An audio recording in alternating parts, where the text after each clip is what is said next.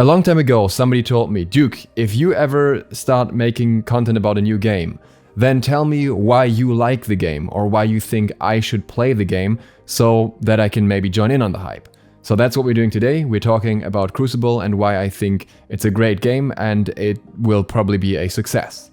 Disclaimer ahead, I am a Crucible partner, which gave me some gimmicks from Amazon and also meant that I had access to the beta servers and was able to play the game a fair bit already, and that's why I can have a little bit more of an opinion on it at this point as well.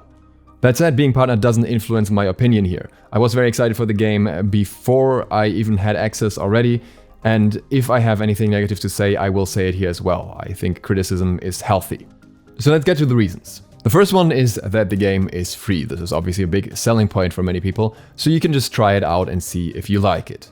But for some people that may not be enough, and I think there are a lot more interesting reasons. Ironically, I made a tweet about this, not knowing what would happen, roughly 2 months ago. I said that there are way too many multiplayer games out there that are just purely focused on being shooters and battle royale games, and there is not much between that and casual games that is fun. There are obviously outliers, exceptions here, like Rocket League, like Smite, and there were more in the past, like Gigantic Paragon, but really there are not that many games. So having a new game come into this niche in 2020, in my opinion, is huge. And Crucible does a lot of things right. And one of the most important things here is that I think the game has something for just about everyone. The game appeals to beginners and veterans equally. You have beginner-friendly characters and you have more complex characters, but even the beginner-friendly characters can be made more complex if you go deeper into the mechanics, and likewise, even the most complex characters can still be picked up and you won't feel horrible playing them. It has something for shooter fans, and even here you have a separation for beginner shooter players. Maybe those will be more comfortable on a classic shooter character like Mendoza, and then you have something for the aim-heavy veterans like Jonah, that's a sniper character. So even within that niche, you will still find different playstyles that you can adapt to. Likewise, there's appeal for MOBA fans here, or players even of melee games like, for example, Devil May Cry, through the more melee-focused characters that have these very nice animations going with their attack chains. Visually, the game covers a lot of ground as well. You have cute characters, you have edgy, and you have everything in between.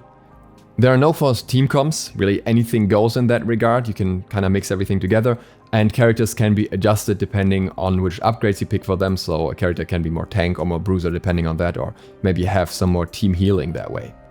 You don't need to be good at just one thing to be good at the game, so you could be very good at objective play or strategical play, or you could be very good at aim, and both will have its place in this game and you can succeed through both, something that I missed in a lot of newer games. You have a tactical mode, which is the Heart of the Hives, you have a more aim skill-heavy Battle Royale mode, and you have a fun free-for-all mode, which is the Harvester, where you have 16 people. So you can freely choose between a more casual and a more competitive experience. You can also play the team in many different ways. You can play strictly as a team, but you're not forced to do that. There are ways to just roam around the map and farm XP in other ways without necessarily being with your team that still allow you to be very useful for them. When it comes to combat, I gotta say, even though I played on very high ping due to my distance from the servers here in Australia, the game felt very good and very responsive. I could further test that in the practice mode with lower ping, and I could definitely verify those feelings there as well. There is a lot of mobility going on, so in a way the fights are very fast, which feels really good, but at the same time there is a relatively high time to kill. That means that while there's a lot going on in any fight and you have to pay close attention, it's not like you're getting super punished for getting hit by an unfortunate shot once. It's not like you're frequently gonna die to single headshots or something like that, which in my personal opinion is preferable, but this is obviously a matter of preference. What's also very nice is if you make a mistake in combat, it's usually very easy to understand what happened. The abilities are very distinct from each other and the visuals are very clear, so most of the time, though not always, you will see what exactly killed you and how you could potentially avoid that in the future. Your character choice also makes a massive difference in how the combat in the game will feel. Because you have melee characters and ranged characters, and even within those groups you have massive variations in terms of how exactly they work, the game almost feels like a different game if you're playing a different character sometimes. You need to approach combat from different angles, you use completely different strategies, and just makes for a very different experience.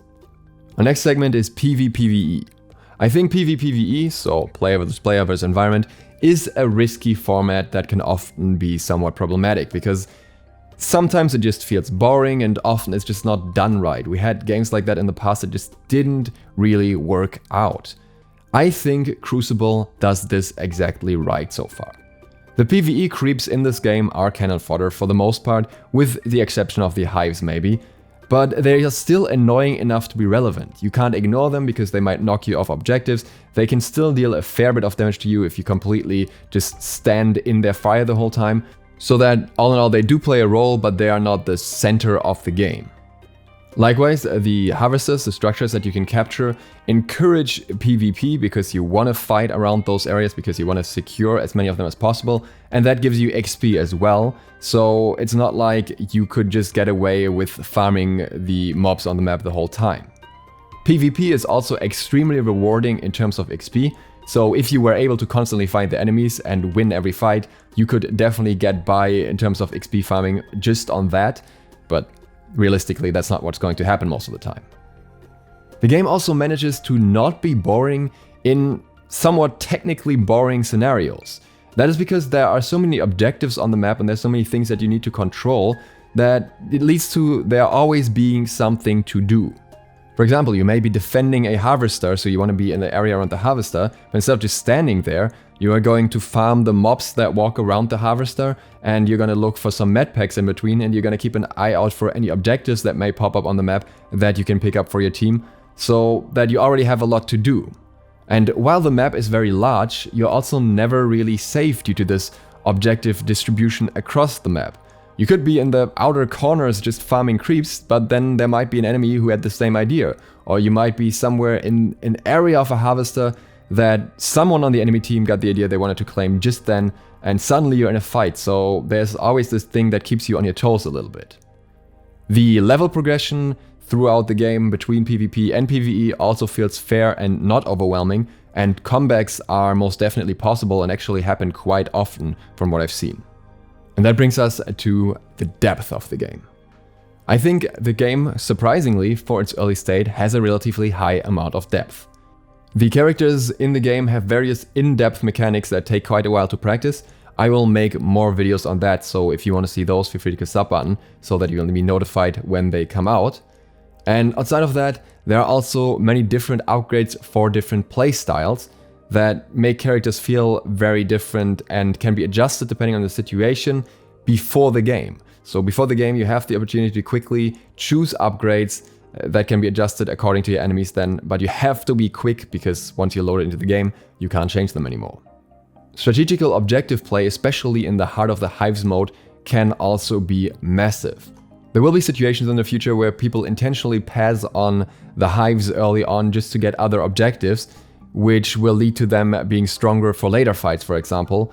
And these plays are something we will probably not see much in the beginning, but once people discover the game more and explore these methods more, we'll probably see more and more of that, and it may fundamentally change how the game is played sometimes. The competitive aspect of the game is also interesting. I do not think the game in its current state is perfectly polished for competitive. There are some characters that I think will just be overwhelming and competitive due to certain mechanics and that just work too well in coordinated teams. But I do think that the game has good potential in that regard. There are very clear objectives on the map, which makes things relatively easy to follow if you just have a view of the map essentially. And most of the combat is very clear and structured as well, and the Crucible devs have said early on that it's laid out that way on purpose so you can clearly see who shot who and everything like that, which I think will make for a nice viewing experience. There are also great character synergies, which is something that makes competitive play more interesting, especially when they explore those in depth and you discover new ways in which mechanics can be used together. The game also has, as I already mentioned, great comeback mechanics that can make the games really interesting and not one-sided for a very long time. You never really know the outcome until one of the teams has won. And last but not least, obviously Amazon owns Twitch, so they also have access to currently the premier esports platform in the world, so that definitely helps the competitive side as well. Speaking of Twitch, let's quickly talk about advertising and growth. First of all, Amazon is behind this, so the budget is there if they want to advertise it a lot. Second of all, they're already advertising it. Thanks to Jackie, I have a screenshot from the German Amazon where there's already a banner on top of every game that you can buy, which says Crucible, play for free. So we can probably expect a little bit more of that down the road as well. Along with that, apparently it seems like there will be the classic Twitch advertising strategy as well, which makes sense with Amazon being behind Twitch too. Ferks has posted on Reddit that Tim the Tatman was talking about a sponsored stream this Wednesday, and I don't think there are many other games coming out this week that could be in question for this. And then somebody else he was in voice with, I think it was Nadeshot or Cloxy, I'm not 100% sure, also mentioned that they are sponsored to play the same game one day later. So it's very, very likely that there's going to be an advertising push from Amazon for Crucible in general, and I think that will help with the growth of the game as well. One question that I will answer here again, because I know it's going to come up, is if the game will get console support, and currently that is not announced yet. I can say that the game has controller support on the PC version now, so I would think there's a good chance it will come there at some point. But again, there is no guarantee for that yet, and I think it depends on how the game develops as well. Crucible is coming out on the 20th of May. I'm very much looking forward to finally playing it on good ping, and maybe after this video you are too. If you enjoyed this video and you're new to the channel, feel free to hit the sub button and maybe the bell. It really helps me out and it'll get you notified of future Crucible videos. Other than that, I see you for the next one soon. Duke Sloth, out.